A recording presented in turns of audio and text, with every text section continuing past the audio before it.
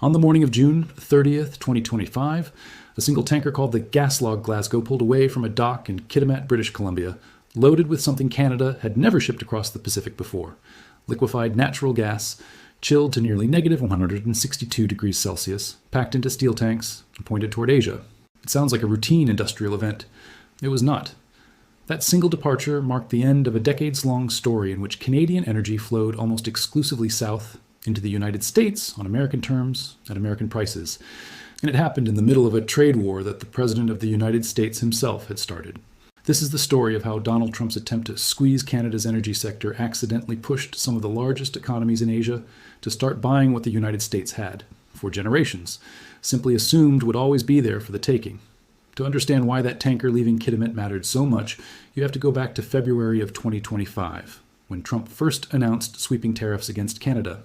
The stated justification was fentanyl trafficking across the northern border, an emergency declared under the International Emergency Economic Powers Act. By March 4th, 2025, the tariffs were real. 25% on most Canadian goods, 10% specifically on Canadian oil and natural gas. According to CBC News, the announcement left Canada's oil patch, in the words of industry figures at the time, deeply disappointed. This wasn't a symbolic gesture. Canada is the single largest foreign supplier of crude oil to the United States, and roughly 3/4 of everything Canada exports goes south of the border. Targeting energy, specifically, was targeting the artery, not the limb. The American Action Forum, a policy research group, estimated that the energy tariffs alone would cost roughly $6.5 billion in the first year, with the Canadian share making up most of that bill. And crucially, that cost wasn't going to land on some abstract Canadian producer sitting in Calgary. Tariffs are paid by the importer. In this case, that meant American refineries, and eventually American consumers, absorbing higher costs on gasoline and diesel refined from Canadian crude. Trump, for his part, insisted publicly that the United States did not need Canadian oil and gas at all, doubling down on that position even as his own tariff review reportedly weighed whether Canadian energy imports were, in his words, priced properly. Canada did not simply absorb the blow. Ottawa retaliated almost immediately, according to a Congressional Research Service update from March 2026, with 25% tariffs on 30 billion Canadian dollars worth of American goods, a figure that later escalated to roughly $155 billion in retaliatory measures as the trade war widened. Provinces piled on their own countermeasures, some banning American alcohol from government liquor stores, others tightening procurement rules against U.S. companies. What started as a targeted strike on Canadian energy had, within weeks, become a full-blown continental trade war, the kind North America had not seen since the signing of NAFTA more than 3 decades earlier. Here's where the story takes its first real turn, and where the old assumptions started to crack. For decades, Canada's oil sector faced a structural problem that had nothing to do with Trump. Nearly all of its export pipeline capacity ran in one direction, south into the United States. That gave American refiners enormous leverage. Canadian crude, particularly the heavy oil produced in Alberta's oil sands, routinely sold at a steep discount to the U.S. benchmark price, sometimes $15 a barrel cheaper than West Texas Intermediate, simply because Canadian producers had nowhere else to sell it. It was a captive market, and everyone on both sides of the border knew it. Then, in May of 2024, months before Trump even returned to office, the expanded Trans Mountain pipeline came online, tripling its capacity to 890,000 barrels a day and running crude not east to west across the prairies, but all the way to the Pacific coast, to a terminal at Westridge in Burnaby, British Columbia. For the first time in the pipeline's history, Canadian oil could reach a tanker and sail toward Asia without ever touching American soil or an American pipeline network. When it opened, almost nobody predicted how quickly that new capacity would be filled, or by whom. The answer, it turned out, was China. According to Reuters, ship tracking data cited by multiple outlets, including the Institute for Energy Research, China emerged as the single largest buyer of oil moving through the expanded Trans Mountain system, averaging roughly 207,000 barrels a day in the period after full operations began, compared with just 7,000 barrels a day flowing to Chinese buyers in the decade before expansion. In that same window, the United States imported an average of 173,000 barrels a day from the same pipeline. For the first time, China was buying more Canadian oil through this route than the United States was. By the fall of 2025, the shift had accelerated even further. RBC Capital Markets, in a tanker tracking report cited by multiple Canadian outlets, found that the Asia-Pacific region's share of trans-mountain export volumes had climbed to 64% in September of that year alone, with China taking the largest single slice. Analyst Martin King of RBN Energy put it plainly in that reporting: China had widened its search for crude specifically to avoid trade frictions with the United States and to cut shipping costs that would otherwise have been higher. And according to Bloomberg data cited by the trade flow analytics firm Vortexa, by October of 2025, as much as 70% of the oil cargoes departing British Columbia in a single month were bound for Chinese ports. A trade route that barely existed a few years earlier was now moving the majority of its cargo to the other side of the Pacific. This is where the price story becomes genuinely important, because it explains why Canadian producers, not just Chinese refiners, had every incentive to keep this shift going. That old discount on Canadian heavy crude, the one caused by having no alternative buyer besides the United States, started shrinking. According to research published by the Asia Pacific Foundation of Canada, the spread between West Texas Intermediate and Western Canadian Select narrowed from an average of about $15 a barrel down to just $9.95 in June of 2025, the tightest gap since a brief dip in 2020. China's refineries, many of them purpose-built to process the kind of heavy, sulfur-rich crude that Alberta produces, turned out to be an almost perfect match on the demand side. For Canada, it meant better prices. For China, it meant a stable, discounted, geographically diversified oil supply at a moment when it was also looking to reduce reliance on Russian and Venezuelan barrels, complicated by U.S. sanctions. Trans Mountain itself became a financial success story almost overnight. According to reporting citing the Globe and Mail, the Pipeline Corporation expected to return $1.25 billion to the Canadian federal government in 2025 alone, driven by record shipments and a major debt refinancing that lowered its financing costs. Utilization, which sat around 77% in 2024, was expected to climb to 84% in 2025 and as high as 92% by 2027, according to the Institute for Energy Research, with almost all of that additional growth expected to flow toward Asia rather than back toward the United States.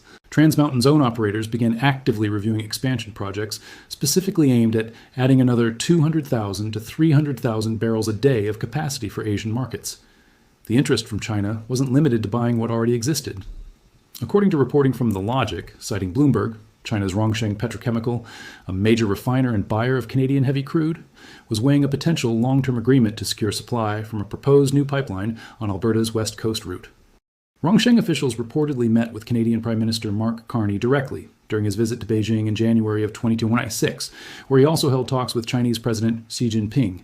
That Beijing trip was just one of 3 separate missions Carney made to Asia and the Indo-Pacific region since taking office, each one aimed at the same underlying goal: reducing Canada's near-total economic dependence on a United States that had just spent more than a year treating Canadian energy as a bargaining chip. Oil was only half of the story. The other half was natural gas, and it played out on almost the exact same coastline. LNG Canada, a 14 million ton per year liquefied natural gas export terminal built in Kitimat, British Columbia, had been nearly 7 years under construction and represented, according to the federal government's own figures, the single largest private sector investment in Canadian history, roughly $40 billion, once you include the processing facility, the connecting pipeline, and the natural gas fields in northeastern British Columbia that feed it. The joint venture behind it reads like a map of exactly who wanted access to Canadian energy. Shell holding 40%, Malaysia's Petronas at 25%, China's own state-owned PetroChina at 15%, Japan's Mitsubishi Corporation also at 15%, and South Korea's Kogas rounding it out at 5%. When that first cargo left Kitimat on June 30th, 2025, aboard the Gaslog Glasgow, it was bound initially for South Korea, with Japan following shortly after as a primary destination. Mitsubishi Corporation confirmed it would take 15% of the project's output, roughly 2.1 million tons annually, and funnel it to buyers across Asia, with Japan as the leading customer, through its own marketing subsidiary. LNG Canada's chief executive, Chris Cooper, called it a truly historic moment.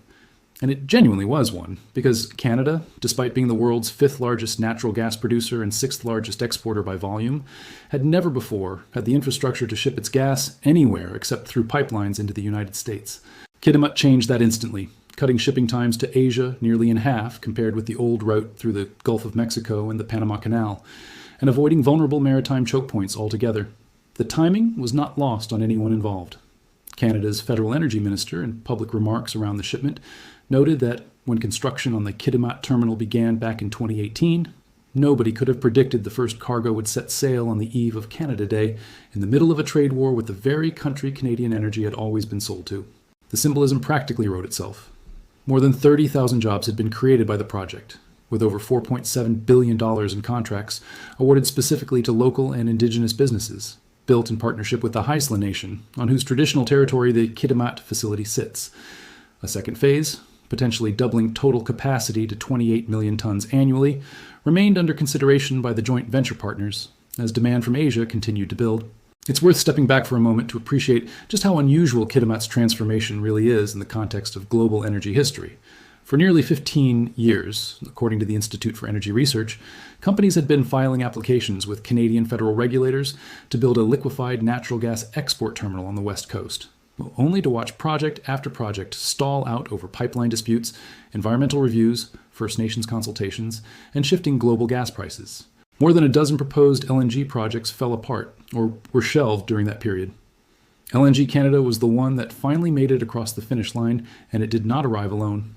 According to the same reporting, at least 6 additional LNG facilities are now in various stages of development along the same coastline, including Woodfibre LNG and Cedar LNG, both expected to begin operations by 2028, along with a larger proposed project known as KSI Leesoms. Industry analysts tracking the sector project that Canada's total LNG export capacity, currently around 2.5 billion cubic feet a day, either operating or under construction, could more than double to over 6 billion cubic feet a day by the end of the decade if those additional projects proceed on schedule. None of that expansion was originally conceived as a response to Donald Trump. Much of it was years into planning and construction well before his return to the White House. But the timing of Kitimat's opening, arriving just as Washington turned energy into a tariff weapon, gave projects that were already under construction an entirely new strategic significance that their original planners in 2018 could not have anticipated. The oil side of the story has its own decade-long backstory worth understanding, too. The Trans Mountain Expansion Project was originally a private venture led by Kinder Morgan before the Canadian federal government took the unusual step of nationalizing it in 2018, buying the pipeline and its expansion rights outright for $4.5 billion after the original developer balked at mounting regulatory and political opposition, much of it centered in British Columbia over environmental concerns and Indigenous land rights. Construction costs then ballooned well beyond original estimates, eventually reaching up more than $30 billion by the time the expanded line entered service in May of 2024, a cost overrun that forced Trans Mountain Corporation to charge higher shipping tolls than initially planned just to make the economics work. Critics at the time argued the government had overpaid for a pipeline that might never recoup its costs. The subsequent flood of Asian buyers and the pipeline's unexpectedly rapid climb toward full utilization have complicated that criticism considerably, even if the underlying construction cost overruns remain a matter of public record and legitimate debate in Canada. None of this happened in isolation from the broader diplomatic chess game Carney was playing across the Pacific and beyond. According to reporting that circulated widely in June of 2026, while the Trump administration was in the middle of ordering strikes against Iran, Carney was in India announcing a 10-year strategic energy partnership with Prime Minister Narendra Modi, alongside agreements covering technology, critical minerals, space cooperation, defense, and education. The two countries set a target of $50 billion in bilateral trade and agreed to work toward concluding a long-discussed free trade deal by the end of 2026. From India, Carney's itinerary continued on to Australia and then to Japan. Each stop, another brick in a deliberate strategy to diversify Canada's economic relationships away from a single overwhelming dependence on the United States. That strategy did not go unnoticed in Washington, and it did not go unpunished either. Earlier in 2026, Carney had traveled to Beijing and had negotiated a preliminary trade agreement with China that lowered tariffs on a narrow set of goods. Under that deal, Canada agreed to allow roughly 49,000 Chinese electric vehicles into its market annually at a reduced tariff rate of 6.1%. Down from the 100% tariff Canada had imposed in October of 2024 in lockstep with the United States. In exchange, China agreed to ease tariffs it had placed on Canadian canola oil, canola meal, pork, and seafood, retaliatory measures that had hurt Canadian farmers badly. Trump's reaction was immediate and public. He threatened a 100% tariff on all Canadian exports to the United States if Ottawa proceeded with what he characterized as Canada turning itself into what he called a drop-off port for Chinese goods entering the American market. Carney pushed back firmly, stating that Canada had no intention of pursuing a full free trade agreement with China or any other, in his words, non-market economy, and that under the terms of the existing Canada-U.S. Mexico trade agreement, Canada was obligated not to pursue such a deal without notifying its two North American partners first. He characterized the actual agreement with Beijing as narrowly rectifying specific tariff issues, not a broad economic alignment with China. The tension never really cooled after that. Through the first half of 2026, the trade relationship between Washington and Ottawa lurched between negotiation and escalation. In early 2026, the U.S. Supreme Court, ruling in a case known as Learning Resources versus the federal government, struck down several of Trump's sweeping emergency tariffs that had been imposed under the International Emergency Economic Powers Act, a ruling that directly affected some of the legal authority behind the original Canada tariffs. Rather than stepping back, the Trump administration pivoted to a different legal tool entirely. In March of 2026, the Office of the United States Trade Representative launched a Section 301 investigation into 60 different trading partners, Canada included, examining whether they were failing to adequately prohibit the importation of goods made with forced labor, an investigation that could open the door to yet another round of tariffs, regardless of the Supreme Court's ruling. Then, on July 20th, 2026, Trump signed 3 separate proclamations under a rarely used, nearly century-old provision, Section 338 of the Tariff Act of 1930, authorizing duties of up to 50% on Canadian goods that the administration accused of what the White House called unreasonable, unequal, and discriminatory trade practices, specifically around automobiles, alcohol, and dairy.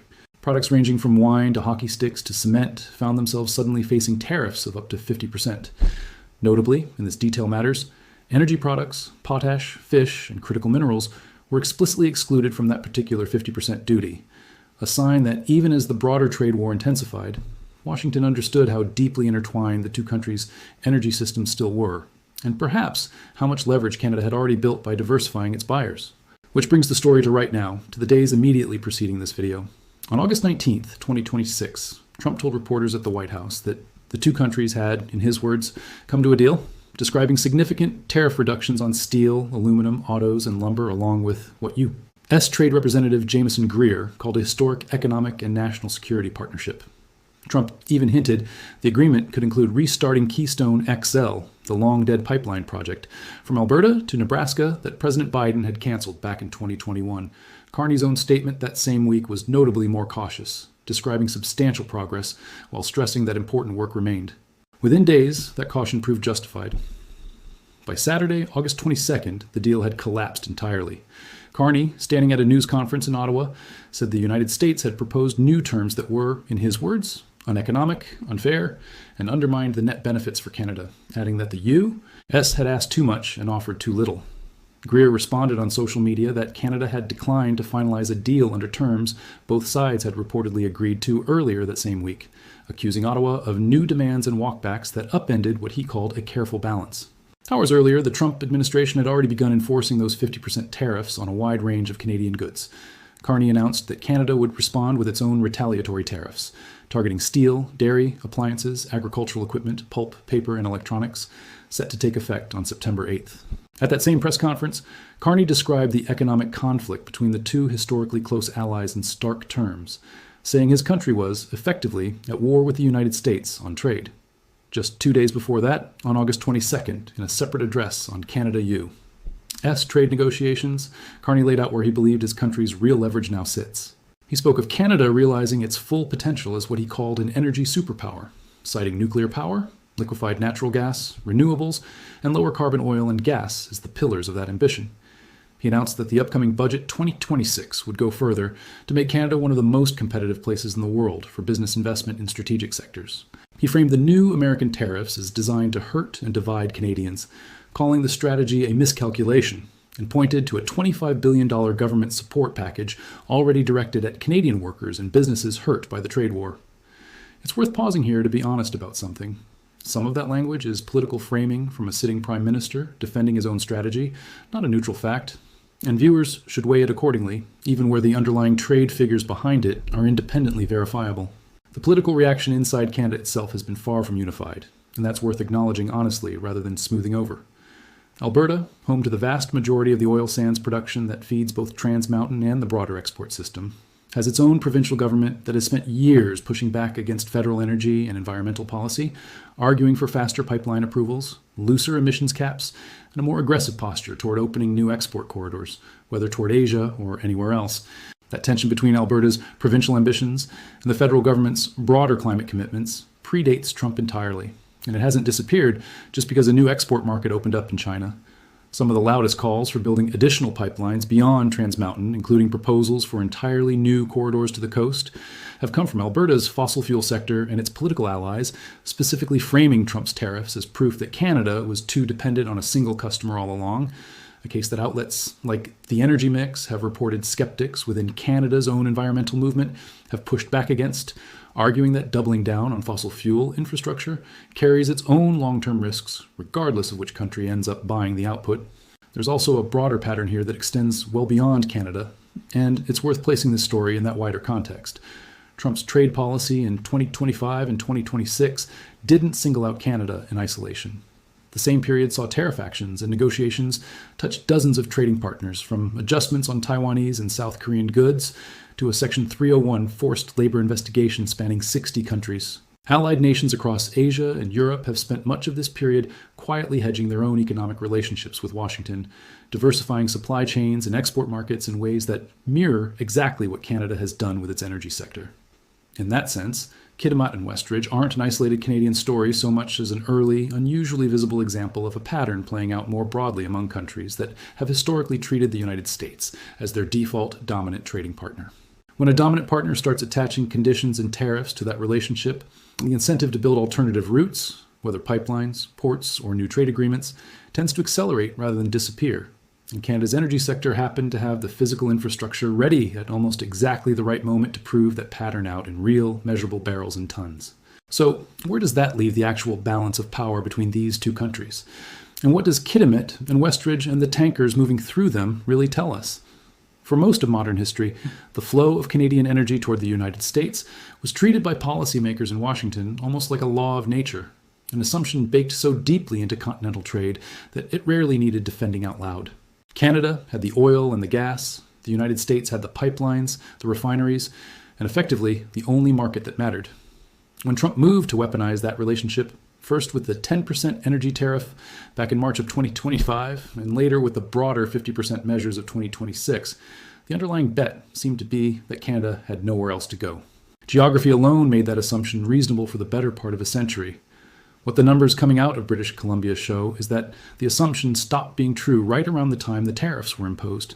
Not because of some coincidence, but because the infrastructure to prove it wrong, the Trans Mountain expansion and the Kitimat LNG terminal, had already been years in the making, completed just as the pressure from Washington intensified. China did not start buying Canadian crude because of some sudden ideological alignment with Ottawa. It started buying because Canada, for the first time in its history, had a working pipeline to a Pacific port, and because American sanctions on Russian and Venezuelan oil, combined with a trade war and instability around the Strait of Hormuz, made a stable, discounted, non-Middle Eastern, non-Russian source of heavy crude extremely attractive. Japan and South Korea started buying Canadian LNG for a similarly unsentimental reason: energy security in an era where reliance on any single volatile route or supplier looked increasingly risky. None of this means the United States has lost anything close to its dominant position as a buyer of Canadian energy. It still imports enormous volumes of Canadian oil, and the vast majority of Canada's exports overall, roughly 3/4 by value, still go south, tariffs or not. What has changed, measurably and specifically, is the ceiling on how much leverage Washington can extract before it starts pushing its neighbor's biggest export industry into someone else's arms. The $9.95 price gap between Canadian and American crude benchmarks in the summer of 2025, down from around $15, is a number Alberta producers will remember the next time a tariff threat gets floated. The Kitimat terminal, sitting quietly on the northern British Columbia coast, is now a permanent fact of the global LNG map, not a hypothetical. It's also worth noting how quickly the market itself has adapted to treat this shift as the new normal rather than a temporary anomaly. Shipping analysts and commodity traders who once treated Trans Mountain's Pacific route as a minor supplementary outlet now factor Chinese, Japanese, South Korean, Indian, Singaporean, Hong Kong, Bruneian, and Taiwanese demand directly into their monthly forecasts for Canadian crude pricing, according to the tanker tracking reports referenced earlier from RBC and Vortexa.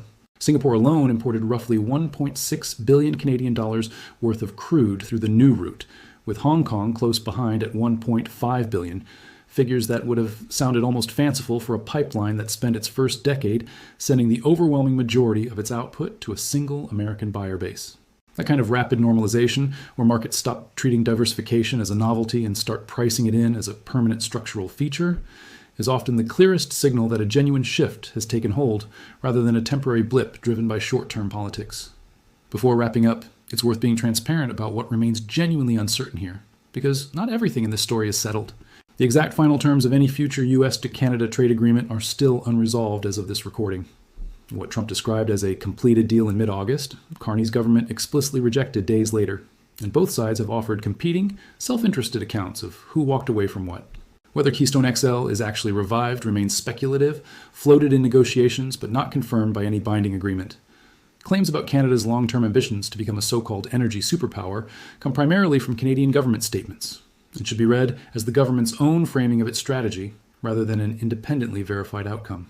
And while shipment and pricing data from Reuters, RBC, Bloomberg Source Tracking, and the Asia-Pacific Foundation of Canada are consistent with each other on the broad trend of China's rising share of trans-mountain exports, exact monthly percentages do shift from report to report depending on methodology, and should be treated as directionally accurate rather than precise to the decimal point. What is not in dispute is the basic sequence of events. Trump targeted Canadian energy with tariffs, starting in 2025 and escalating through 2026. Canada, holding new pipeline and LNG infrastructure that happened to come online at almost exactly the same moment, redirected a meaningful and growing share of its oil and gas toward Asia. China, Japan, South Korea, India, and others responded by buying more than they ever had before. And as of this week, with a fresh round of tariffs in effect and a proposed deal collapsed on live television, that redirection shows no sign of slowing down. It's also worth putting some real numbers around what's actually at stake for ordinary people on both sides of this relationship. Because trade war headlines can start to feel abstract if you lose sight of who pays for them. On the American side, the American Action Forum's own analysis warned that tariffs on Canadian oil and gas would primarily hit U.S. consumers through higher prices at the pump and higher heating costs, since refineries along the Gulf Coast and in the Midwest are specifically configured to process the type of heavy crude Canada exports. Equipment that cannot simply be swapped overnight to run on lighter American shale oil instead. On the Canadian side, the $25 billion support package Carney's government has committed to workers and businesses affected by the trade war reflects just how concentrated the pain has been in specific provinces and specific industries, particularly Alberta's energy sector, Ontario's auto manufacturing base, and British Columbia's steel, aluminum, and softwood lumber producers, all of which sit at the center of the tariff fight in different ways. Layoffs, delayed investment decisions, and canceled expansion projects in these sectors have been reported throughout 2025 and 2026 by outlets including CBC and Global News, even as the energy sector specifically found new buyers to offset some of that pressure. That unevenness matters. The story of Asia stepping in to buy Canadian oil and gas is a genuine bright spot for one part of the Canadian economy, but it does not erase the broader damage the trade war has caused to industries that had no equivalent pivot available to them, since steel, aluminum, and automobiles do not have a Kitimat-style alternative route to Asian markets waiting in the wings the way energy did. If you've been following this channel, you already know these stories rarely stay still for long. Trade deals collapse and get resurrected within the same news cycle, pipeline politics shift with a single election or court ruling, and the balance of energy power between allies can move faster than most people expect. If you want to actually keep pace with where this goes next, rather than catching it after the fact, staying subscribed here is the simplest way to do that, because we'll be tracking every twist in this relationship as it happens, not months later. This is exactly the kind of story where subscribing actually pays off, since the next chapter, whether it's a revived Keystone Pipeline, a finalized U.S. Canada agreement, or another round of retaliatory tariffs, starting September 8th, could land within days. So here's an honest question worth sitting with. If a country's most powerful ally can turn its own energy exports into a political weapon on short notice, is diversifying away from that ally, even toward a rival like China, a rational act of self-preservation? Or does it carry its own long-term risks that are just less visible right now? Canada seems to be betting on the former. Whether that bet pays off, or whether it simply trades one dependency for another, is going to be one of the more consequential economic stories to watch coming out of North America over the next few years. And if you want a front row seat to how it unfolds, this channel is where that story keeps getting told. So if this kind of grounded, sourced analysis is useful to you, subscribing means you won't miss the next update when it breaks. We'll leave it there for now. What do you think Canada should do next? Keep leaning toward Asia or try to repair things with Washington? Let us know in the comments, and we'll be back with the next development as soon as it happens. Thanks for watching, and if you found this useful, one more subscribe goes a long way toward keeping coverage like this going.